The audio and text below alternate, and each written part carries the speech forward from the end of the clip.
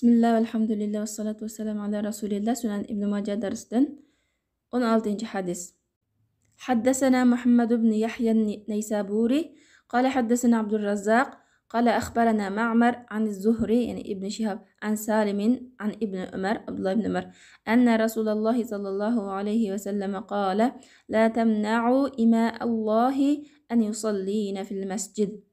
فقال ابن له إنا لنمنعهن فقال فغضب غضبا شديدا فقال أحدثك عن رسول الله صلى الله عليه وسلم تقول إنا لنمنعهن. Bizga Muhammad ibn Yahya Neysaburi hadis so'zlab berdi. Uni haqida bizga Abdurrazzaq hadis so'zlab berdi. Deydi bizga Ma'mar xabar berdi. Ya'ni hadis so'zlab berdi. Zuhriydan, Salimdan, Ibn Umar, Abdullah ibn Umar radhiyallohu anhumadan Peygamber sallallahu aleyhi ve sellem şunday deganki, sizlar Alloh taolaning ayol bandilarini masjidlarda namoz o'qishdan cheklamanglar. Ima Allohi xuddi ibadalloh, ya ibadalloh degandek Allohning bandalari degandek menda ayollarni ko'rsatdi.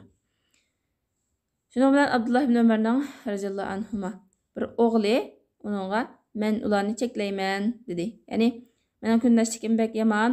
Ular uyda o'tirish kerak, masjid chiqib namoz o'qisa bo'lmaydi degandan keyin Abdullah ibn Umar radhiyallohu anhu nihoyat qattiq g'azablandi deydi.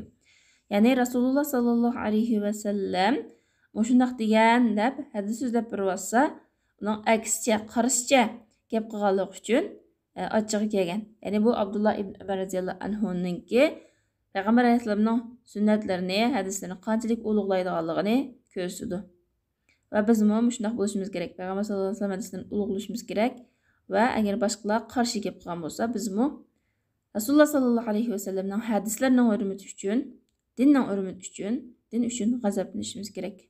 Din uchun yaxshi ko'rib, din uchun nafratlashimiz kerak. Shuning bilan Abdullah ibn Umar radhiyallohu anhu farzandidagi men Rasululloh sallallohu alayhi vasallamdan sana hadis so'zlab bersam, sen biz ularni cho'qim cheklaymiz deb shunday demsa deb g'azablangan. Abdullah radhiyallohu anhuning bu o'g'lining ismi Bilal bo'lib, yana Abdullah radhiyallohu anhuning o'g'lini qattiq tilab ketganligi sababli va toki o'lib ketgangichilik munosabatni uzganligi rivoyat qilingan. Bu hadisni ilingan mazmunlar foydalar. Birinchi, Payg'ambar sallallohu alayhi vasallamning hadislarini ulug'lash, Payg'ambar alayhisolamning hadislarga qarshi chiqishdan ogohlantirish. Ya'ni Payg'ambar alayhisolamning hadislarini inkor qilish va qarshi chiqishninki xatarlik ekanligi. Ikkinchi ayollarning masjidga chiqib namoz o'qishninki yo'lliq ekanligi. Ya'ni fitna fasoddan xoli bo'lgan shunday ahvolda ayollar masjidga erlardan keyin kirib, keyin namoz o'qib, aralashib qolmay, bir-birini ko'rib qolmay.